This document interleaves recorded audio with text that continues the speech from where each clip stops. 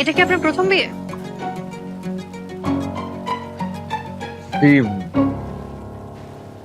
বুঝলাম না।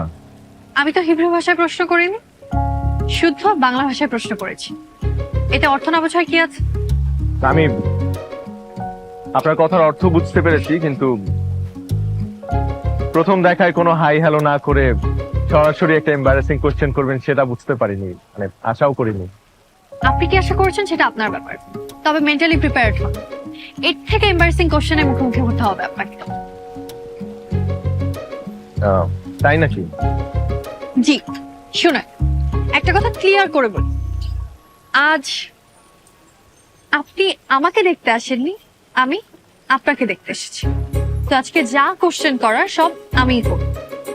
আর আপনি তো বুঝতেই পারছেন আমি ক্যাম্পাস থেকে এসেছি, আমাকে আবার ক্যাম্পাসে যেতে হবে। সময় নষ্ট না করে সরাসরি প্রশ্নে সরাসরি উত্তর দিন। আমিও দেখতে চাই আমার ফ্যামিলি কেন আপনাকে পছন্দ করেছে।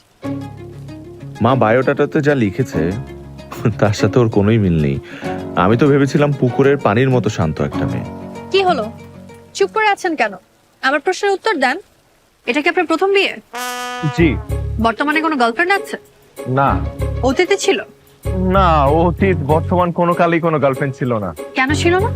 আমি কখনো কোনো প্রেম করিনি তাই। কেন প্রেম করেন? আপনার কি কোনো শারীরিক সমস্যা আছে? আসতে আপনি এ ধরনের প্রশ্ন এত উচ্চ স্বরে কেন বলছেন? মানুষজন শুনতে পাবে। মানুষ শুনলে সমস্যা কি? আর তাছাড়া আমাদের কথা কেউ শুনছে না, সবাই নিজেদেরকে নিয়ে ব্যস্ত। তো আমি দেখতে পাচ্ছি যে কিছু মানুষ তাকাচ্ছে এখানে। আপনি কি আমাকে দেখতে এসেছেন নাকি আশেপাশে মানুষজন? জি, আপনাকে দেখতে এসেছি। তাহলে আমাকেই দেখেন। এখন বলেন, আপনার কোনো শারীরিক সমস্যা আছে কি না?